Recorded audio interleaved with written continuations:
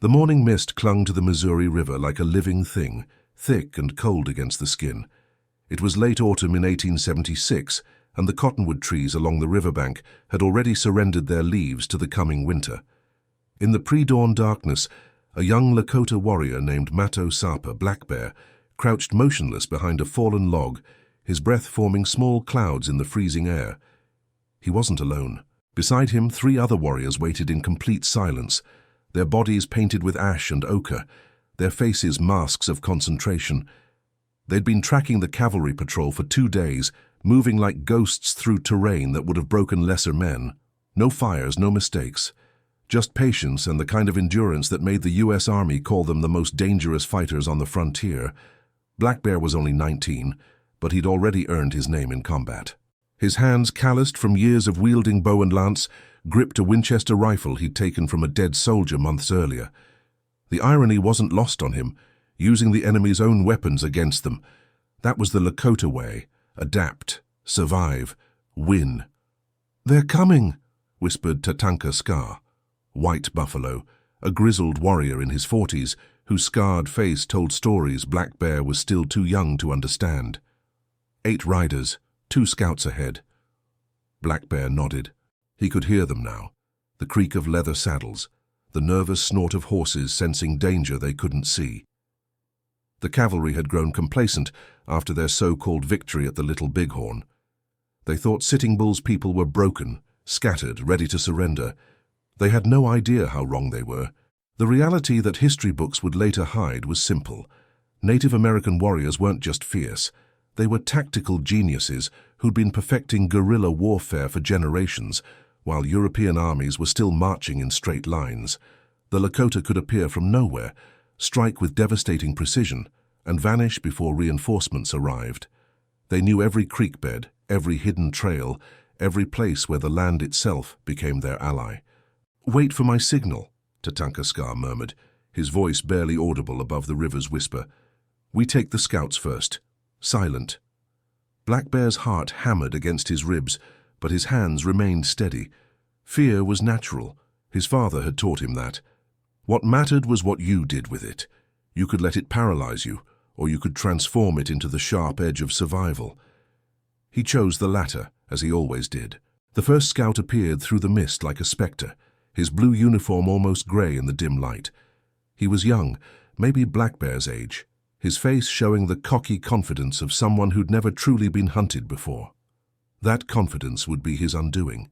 Tatanka Scar moved first, rising from the brush with the silence of falling snow. His knife, a blade he'd carried since before Black Bear was born, flashed once. The scout's eyes widened in shock, a strangled gasp dying in his throat as he crumpled from his saddle without a sound. The horse, trained for battle, stood perfectly still.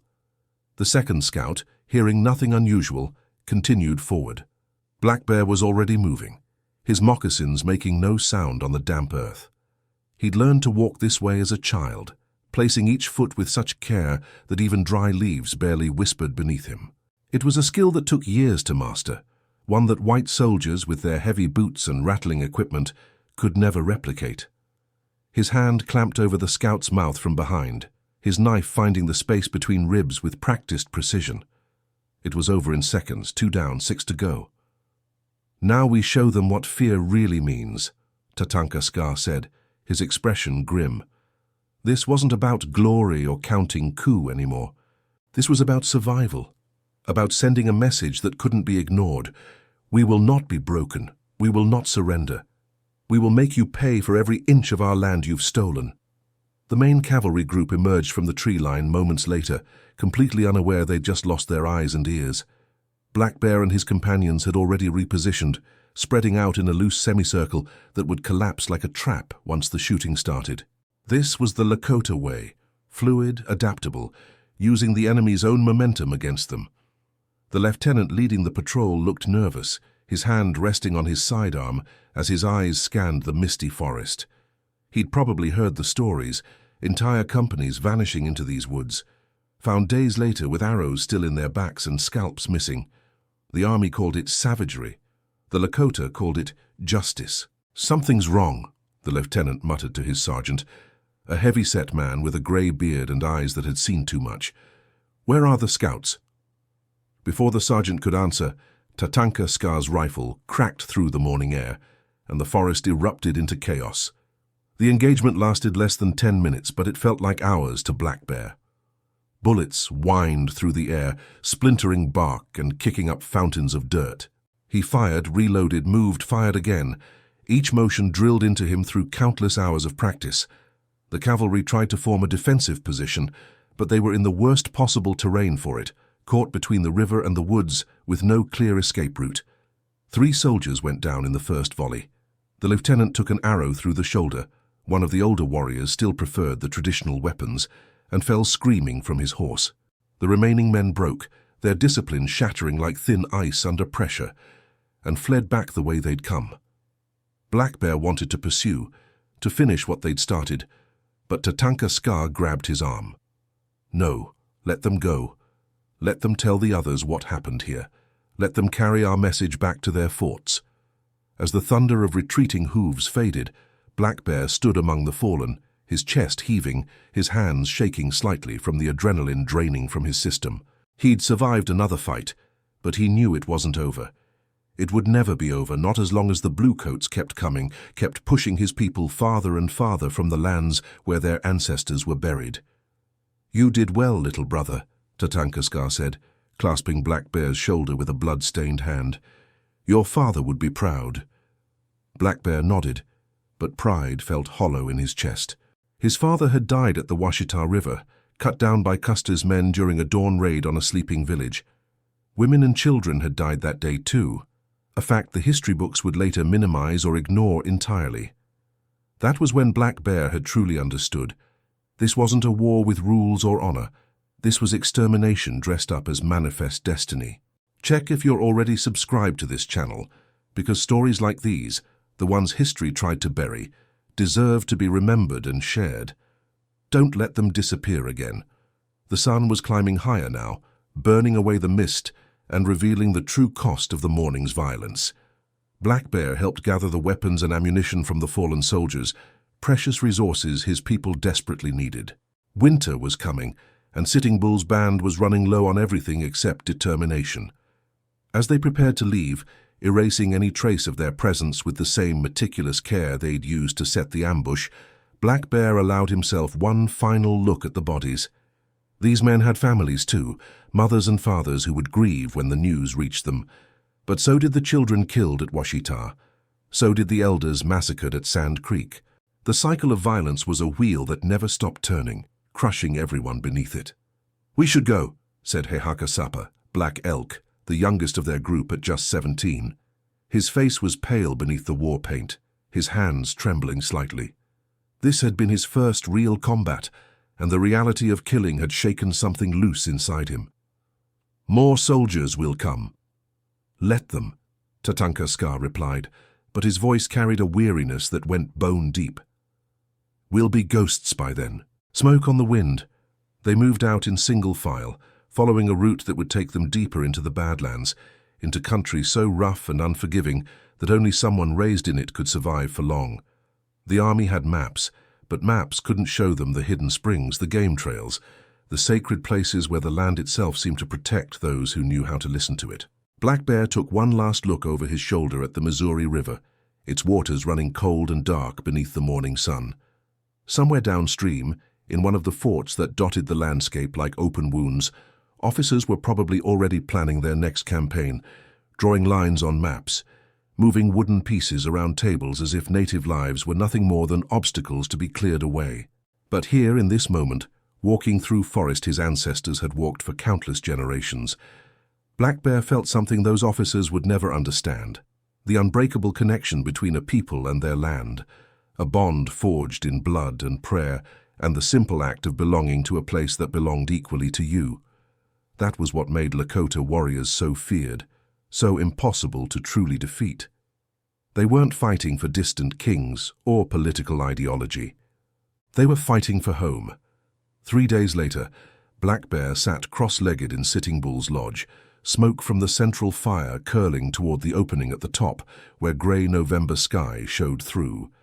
Around him, 15 warriors and elders formed a circle, their faces illuminated by flickering flames that cast dancing shadows on the buffalo hide walls. Sitting Bull himself was in his mid-40s, his face weathered by years of sun and wind, his eyes holding the kind of authority that came not from shouting, but from unwavering conviction. He'd survived battles, visions, betrayals by his own government, and attempts by the army to break his spirit through starvation. None of it had worked. If anything, each hardship had made him stronger, more determined to resist the tide of civilization that threatened to wash away everything his people held sacred. "The soldiers are growing more desperate," Sitting Bull said, his voice calm but carrying weight that made everyone lean in to listen. "They know winter is coming, and they want this finished before the snows arrive. They'll push harder now, take more risks." "Good," growled Gaul, a massive warrior whose reputation for ferocity was legendary even among the Lakota. "Let them come. We'll feed them to the wolves." "It's not that simple, old friend," replied Crazy Horse, who'd ridden in from his own camp the night before.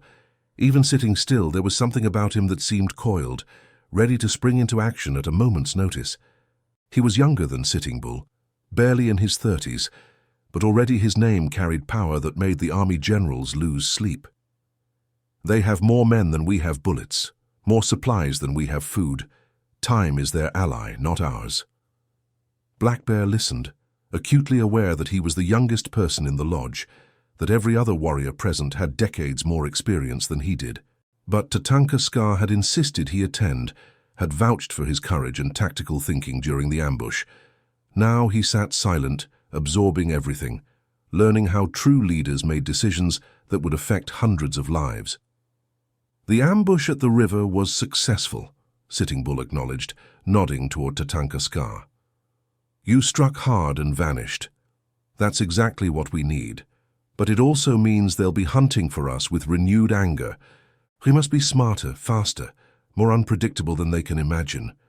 "We should split into smaller groups," suggested Crazy Horse, leaning forward. 10 or 15 warriors each, spread across the territory. The army can't chase all of us at once, and every time they divide their forces to search, we become stronger in comparison. We turn their numbers into a weakness." The discussion continued for hours, each warrior contributing ideas, experiences, warnings based on battles fought, and lessons learned the hard way. Black Bear was struck by how different this was from the military councils he'd heard white officers conducted. No rigid hierarchy, no single commander issuing orders that couldn't be questioned. This was consensus built through respect and shared wisdom, a fundamentally different way of organizing resistance. "What about the agencies?" asked Black Elk, speaking up for the first time. His voice was steady despite his youth. "The government is offering food, shelter, safety if we surrender. My cousin's family is already there, and they say—" "They say what?" Gaul interrupted, his voice sharp. "That they're safe, that they're fed? I've seen those agencies, boy. I've seen proud warriors reduced to begging for rancid meat, seen children starving while bureaucrats pocket money meant for our survival. That's not safety. That's slow death. But it's still life," Black Elk countered, meeting Gaul's fierce gaze without flinching. "Our children are hungry now. Our elders are suffering. How long can we keep running?" The question hung in the smoke-filled air, like a challenge. Black Bear saw the pain in Sitting Bull's eyes, the impossible weight of leading people who were starving, freezing, dying from diseases brought by white contact. Resistance was necessary, but it came at a terrible cost. "My nephew speaks what many are thinking," Tatanka Scar said quietly. "We cannot ignore the suffering of our families, but we also cannot ignore what surrender means, the loss of everything that makes us Lakota. Our language forbidden, our ceremonies banned, our children taken to schools where they're taught to be ashamed of who they are. Is that truly life?" "It's survival," Black Elk replied, his voice tight with emotion. "And sometimes survival is all we can hope for." Sitting Bull raised his hand, and the lodge fell silent. When he spoke, his words carried the gravity of someone who'd wrestled with these same questions through countless sleepless nights. "Both of you are right," he said slowly. "We need to resist, to fight for our freedom and our sacred lands, but we also need to survive to ensure our children have a future, even if it's not the future we wanted for them." This is the impossible choice the Washichu have forced upon us. Die free or live as prisoners in our own homeland." He paused, looking at each face in the circle. "I cannot tell you what to choose. Every man here must decide for himself, for his family. I can only tell you what I've decided. I will resist as long as I can draw breath, and when I can resist no more, I will cross the medicine line into grandmother's country rather than surrender to those who've broken every promise they've ever made to us." The medicine line, the Canadian border, represented a kind of sanctuary, a place where Sitting Bull believed his people might find refuge from American expansion. It wasn't home, but it was better than reservation life, better than watching your children's spirits slowly crushed under the weight of imposed civilization. "And what about those who stay?" Black Bear asked, surprising himself by speaking. All eyes turned to him, and he felt heat rising in his face, but he pressed on. "What happens to the warriors who choose to keep fighting after you've gone?" Sitting Bull's expression softened slightly. "Then they carry on the resistance in their own way. There's no shame in knowing when to retreat, and no shame in fighting to the last. Both choices require courage. Both serve our people." The council continued deep into the night, discussing tactics, supply routes, potential allies among other tribes, and the increasingly desperate situation they all faced. Black Bear absorbed it all, understanding for the first time that warfare wasn't just about courage in battle. It was about logistics, morale, political maneuvering, and the grinding reality of trying to fight an enemy with virtually unlimited resources. When the meeting finally ended, Black Bear stepped out of the lodge into the cold night air. Stars blazed overhead in impossible profusion, the Milky Way stretching across the sky like a ghostly river. Somewhere out there, probably only a day's ride away, cavalry patrols were camping, planning their next move, confident in their eventual victory. "You did well in there," Crazy Horse said, appearing at Black Bear's side with his characteristic silence. Not many young warriors would dare question Sitting Bull. "I wasn't questioning," Black Bear replied quickly. "I was trying to understand." "Same thing," Crazy Horse said, and there might have been the ghost of a smile on his face. "The best warriors are always trying to understand. The ones who just follow orders without thinking, they die first." They stood together in comfortable silence, watching the camp slowly settle for the night. Fires burned low, children had been tucked into robes, and sentries had taken up their positions on the perimeter. It looked peaceful, almost idyllic, until you noticed the rifles within easy reach of every lodge, the way even the dogs seemed on edge, the absence of young men who died in battles that would never make it into white history books. "Do you think we can win?" Black Bear asked quietly.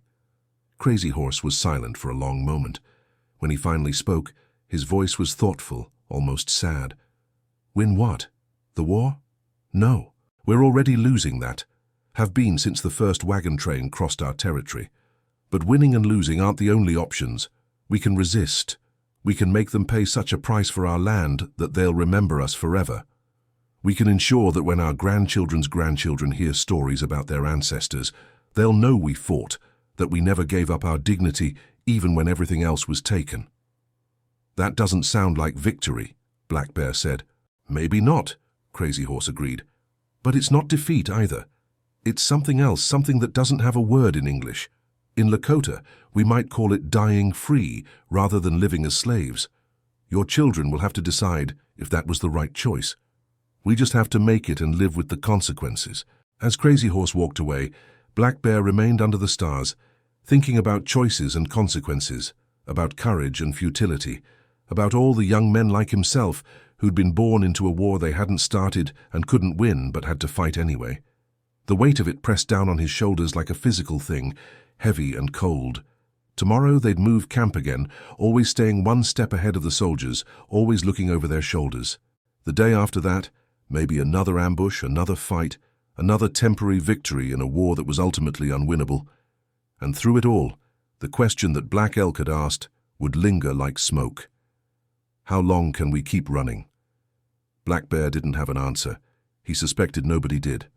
All he knew was that morning would come, and with it, new choices, new dangers, new opportunities to prove that the Lakota warriors were as formidable as their reputation suggested. that they weren't just victims in someone else's story of progress, but active agents in their own narrative of resistance. He touched the medicine bundle hanging at his chest, a gift from his mother before she'd died of smallpox 3 winters past. Inside were sacred objects meant to protect him, to keep his spirit strong. He'd need that strength in the days ahead. They all would. Winter arrived with savage efficiency, turning the landscape into a hostile realm of howling wind and driving snow. Black Bear huddled in his buffalo robe, every breath crystallizing instantly in the frigid air, his fingers numb despite the fur-lined gloves his aunt had made. They'd been moving north for 3 weeks now, Sitting Bull's entire band, nearly 200 people, including elders who could barely walk and children too young to understand why their bellies ached with hunger. The decision to flee toward the medicine line had been made after another devastating raid, this one led by Colonel Miles and his well-supplied troops. The village had scattered like birds before a hawk, families grabbing what they could carry and running into the December darkness. Lodges had burned, winter stores had been destroyed, and 5 warriors had died buying time for the others to escape. Now they trudged through snow that reached mid-calf, each step an act of will against exhaustion and despair. Black Bear walked near the rear of the column, rifle ready, eyes constantly scanning the white expanse behind them for signs of pursuit. The army would come, they always did, but hopefully the weather would slow them enough to create distance. "Keep moving," Tatanka Scar urged an elderly woman who'd stumbled, her thin frame barely visible beneath layers of whatever clothing she'd managed to salvage. "We can't stop. Not yet." The woman nodded wordlessly, her lips blue with cold, and forced her legs to keep working. Around her, other people moved like ghosts through the storm, their faces masks of frozen determination. Children cried in their mothers' arms, too cold and hungry to be comforted. Horses struggled through the deep snow, their breath coming in great plumes of steam. This was the reality that no history book would adequately capture, not the glory of battle or the nobility of resistance, but this grinding, desperate flight toward an uncertain sanctuary, this slow-motion disaster, where every mile might claim another life to exposure or starvation. Black Bear's little sister, Wikapi, Star, walked beside him, her small hand clutched in his larger one. She was only 9, and she'd already witnessed more horror than most people experienced in a lifetime. Her eyes, once bright and curious, had developed a haunted quality that made Black Bear's chest ache. "Will there be food where we're going?" she asked, her voice barely audible above the wind. "Yes," Black Bear lied, because what else could he say? That he had no idea what awaited them across the border? That even Grandmother Victoria's protection might not be enough to keep them fed through the winter? "Lots of food, buffalo and berries and fresh bread." Wikapi nodded, wanting to believe, needing to believe in something better than this nightmare march. Black Bear squeezed her hand gently, silently promising to protect her, to get her to safety no matter what it cost him. If this story is touching your heart, leave a comment saying "never give up," so I know you're standing with those who refuse to surrender their spirit, even when everything else was taken away. The column halted late afternoon, not because they'd reached a good campsite, but because people simply couldn't go any farther. They were in a shallow ravine that offered minimal protection from the wind, but it would have to do. Warriors immediately began clearing snow and setting up what few lodges they still possessed, while women gathered what scraps of wood they could find for fires. Black Bear helped Tatanka Scar erect their shared lodge, his hands so numb he could barely feel the lodge poles. The work was familiar enough that muscle memory took over. Wrap, tie, anchor, repeat. Within an hour, they had something resembling shelter, though the wind still found gaps to knife through, and snow accumulated rapidly on the hide covering. Inside, Wikapi huddled close to a fire that barely generated enough heat to keep them from freezing. She'd been given a tiny portion of pemmican, dried meat mixed with fat and berries that could sustain life, but never quite satisfied hunger. She ate it slowly, making it last, her eyes reflecting the dancing flames. "Tell me a story," she asked quietly. "Like Mother used to." Black Bear's throat tightened. Their mother had been a gifted storyteller, able to weave tales of culture heroes and trickster spirits that made even the darkest nights feel full of magic. He didn't have her gift, but he tried anyway, reaching back into memory for the stories she'd told him as a child. "There was once a warrior named Iktomi," he began, his voice soft, "who thought he was the cleverest being in all creation." As he spoke, weaving the familiar tale of the trickster spider and his schemes, Black Bear watched his sister's face relax slightly, saw her drift toward sleep despite the cold and hunger. Stories, he realized, were a kind of survival tool too, a way to maintain connection to who they were, to remember that they were more than refugees fleeing through a frozen wilderness. Outside, he could hear Sitting Bull moving through the camp, stopping at each lodge to check on families, to offer words of encouragement, to be the leader his people desperately needed.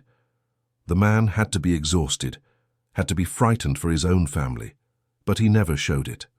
That strength, that unwavering commitment to his people's welfare, was what made him great, not his victories in battle, but his refusal to abandon those who depended on him. Later, after Wikapi had fallen into fitful sleep, Black Bear sat with the other young warriors around a larger fire, discussing their situation in hushed tones. The reality was grim. They had maybe 2 weeks of food left.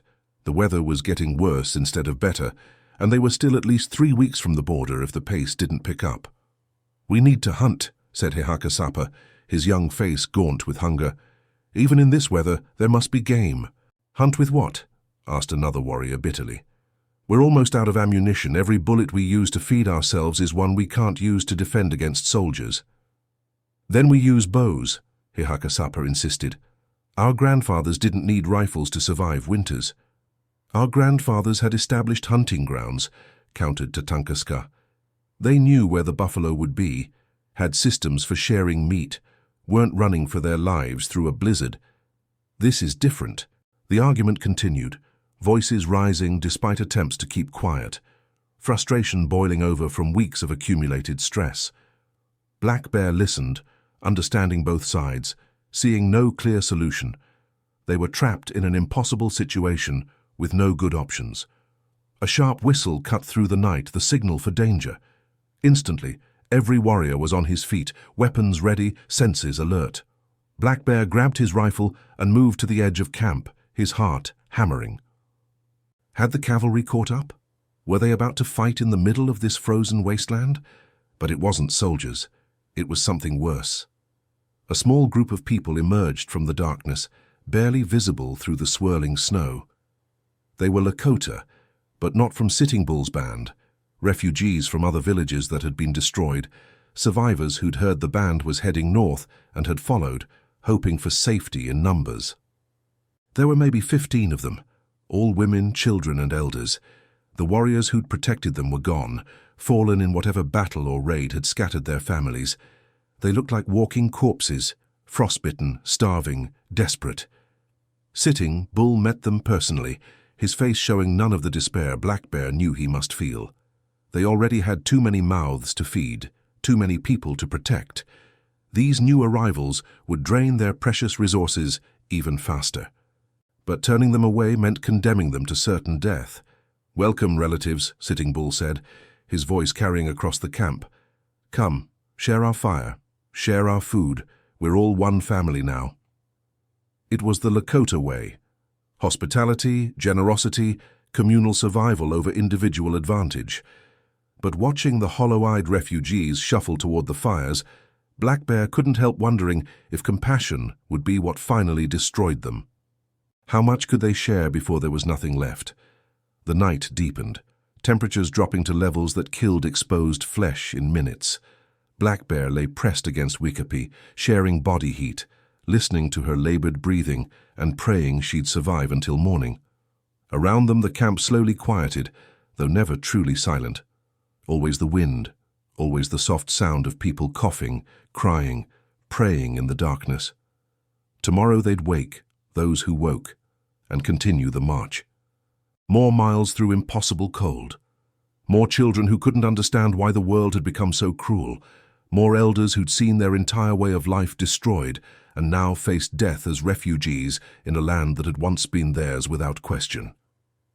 This was resistance, Black Bear thought bitterly. Not glorious charges and dramatic last stands, but this slow grinding down of a people's will to exist. The army didn't need to destroy them in battle. They just needed to chase them through winter until cold, and hunger did the work for them. But as he lay there on the edge of sleep, Black Bear's hand found the stock of his rifle. As long as he could still hold it, still point it at enemies who'd taken everything from his people, he'd keep fighting. Not because victory was possible, he'd long since accepted it wasn't, but because surrender meant admitting that everything they'd suffered had been for nothing. The Lakota warriors were feared not because they won every battle, but because they never stopped fighting, never accepted defeat as final. That reputation was earned in moments like this, in the cold and dark and desperation, when every reason to quit was screaming. And yet somehow, impossibly, people found the strength to take one more step. Black Bear closed his eyes and dreamed of spring, of a time when the world wasn't frozen and hostile, when his sister's laughter wasn't such a distant memory, but when he woke, if he woke, it would still be winter, and the march would continue. That was all any of them could do. Keep marching, keep fighting, keep proving that the spirit of a people couldn't be broken no matter how hard the enemy tried. The medicine line appeared on a clear day in early February, not as a physical barrier, but as an arbitrary mark on maps created by distant governments who'd carved up the continent without consulting those who'd lived there for thousands of years. Black Bear stood on a small rise, looking at terrain that appeared identical on both sides of an invisible boundary, and felt a complex mixture of relief and bitterness. They'd made it. Against impossible odds, through weather that had claimed 7 more lives and left countless others with frostbite or illness, Sitting Bull's band had reached Canadian territory. Behind them, somewhere in the vast white expanse they'd just crossed, the US Army had finally given up the chase, unwilling or unable to follow into British jurisdiction. "We're safe now," Wikapi said beside him, her voice fragile with hope. She'd survived the journey, but barely. Her feet were wrapped in rags stuffed with grass for insulation, her face so thin that her cheekbones stood out like knives. "Safe," Black Bear repeated, not quite believing it himself. The Canadian government had its own policies toward Indians, its own ambitions for the land. Would they truly find sanctuary here, or just a different kind of prison? Sitting Bull gathered the people for a ceremony of thanks, his voice strong despite weeks of hardship that had aged him visibly. They sang songs of gratitude, made offerings to the spirits, acknowledged those who hadn't survived to see this moment. It was both celebration and mourning, joy and sorrow intertwined in the complicated emotional tapestry that defined their existence now. Canadian officials arrived within days, mounted police in their distinctive red coats, accompanied by bureaucrats carrying papers and questions. Their leader, a major named Walsh, spoke through an interpreter, his face stern but not unkind. "You're welcome to stay in Queen Victoria's territory," Walsh said, "but you must follow British law. No raiding across the border, no conflict with local tribes. You're refugees now, not warriors." Black Bear watched Sitting Bull's face carefully, saw the muscle jump in his jaw at those words. Refugees, not warriors. The distinction was everything. It transformed proud fighters into victims, resistance into simple flight, centuries of military tradition into irrelevance. "We seek only peace and a place to feed our children," Sitting Bull replied, his dignity intact despite the humiliation of having to negotiate from a position of weakness. "We've left the warpath behind." It was the truth, but also a lie. They hadn't abandoned warfare out of choice but necessity, pushed beyond the limit of what could be sustained. If circumstances changed, if an opportunity arose, who could say what might happen? But for now, survival meant accepting whatever terms were offered. The weeks that followed established a new rhythm. The band settled into a makeshift camp along the White Mud River, the Canadians providing minimal rations, but nothing approaching the hunting rights or freedom of movement Sitting Bull had hoped for. It wasn't imprisonment exactly, but it wasn't freedom either. Black Bear spent his days hunting in areas the mounted police permitted, returning with game so meager it barely supplemented the pathetic government rations. The great buffalo herds that had sustained plains tribes for generations were nearly extinct, hunted almost to elimination by white commercial operations that took hides and left carcasses rotting on the prairie. "What kind of people destroy the source of their own food?" Black Elk asked one evening, genuinely confused by the wastefulness. It's like burning down your lodge for warmth. They don't see it as their food source, Tatankaskar explained wearily. The buffalo are our food, our clothing, our lodges, our tools, our sacred connection to the land. To them, buffalo are obstacles preventing farmers from using the land productively. They kill them to starve us into submission. The strategy was working. Without buffalo, without access to traditional hunting grounds, without the freedom to move following seasonal migrations, the Lakota way of life was becoming unsustainable. Slowly, families began drifting back across the border, accepting reservation life because starvation was worse, trading liberty for survival. "Are we going back?" Wikipedia asked Black Bear one night, her young voice containing more weariness than any child should carry. "I don't know," he admitted. "That's for Sitting Bull to decide." But Sitting Bull seemed frozen by indecision, torn between protecting his people's physical survival and maintaining their cultural identity. He'd led them to Canada promising freedom, but what they'd found was a slower kind of death: malnutrition, disease, the gradual erosion of everything that made them Lakota. Black Bear watched his sister grow thinner despite his best efforts to hunt, watched elders slip away from preventable illnesses, watched young warriors become listless and directionless without the sense of purpose that warfare had provided. They'd survived the army's guns only to face a different kind of destruction: the quiet violence of poverty and irrelevance. One particularly bitter night, as wind howled around their lodge and snow piled against the walls, Black Bear found himself thinking about the ambush at the Missouri River that felt like a lifetime ago. They'd been warriors then, dangerous and respected, and fighting for something they believed in. Now they were charity cases, dependents on the mercy of governments that viewed them as inconvenient relics of a primitive past. "I miss it," Hehaka admitted, sitting across the fire from Black Bear. His face, which had once been round with youth and good living, was now gaunt and hollow-cheeked. "The fighting. At least then we mattered. At least then we were doing something." "We were dying," Black Bear countered, but without much conviction. "We're dying now," Hehaka replied. Just slower, more pointlessly. The truth of those words hung heavy in the smoky air. They'd traded quick death in battle for slow death by bureaucratic neglect. Neither option was good, but at least fighting had felt like agency, like choosing their own destiny rather than having it imposed from outside.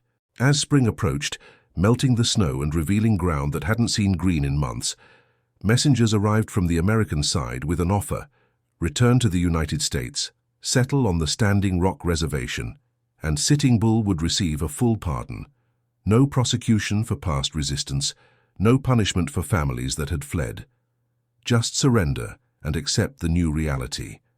The council that followed was the most painful Black Bear had ever attended. Every warrior knew what acceptance meant: the end of independence, the beginning of life under constant supervision, the final acknowledgement that their war was lost. But they also knew that staying in Canada was unsustainable, that children were suffering, that pride was a luxury they could no longer afford. "What would you have me do?" Sitting Bull asked, his voice cracking with emotion for the first time Black Bear could remember. "Watch our children starve to preserve my honor? Let our elders die so I can claim I never surrendered?" No one had an answer. The silence stretched, broken only by the crackling fire and distant sound of people coughing in their lodges. Finally, Crazy Horse, who'd crossed into Canada months earlier with his own followers, spoke. "There's no dishonor in protecting your people. That's what chiefs do. That's what you've always done. If surrender saves lives, then surrender." "But what do we become?"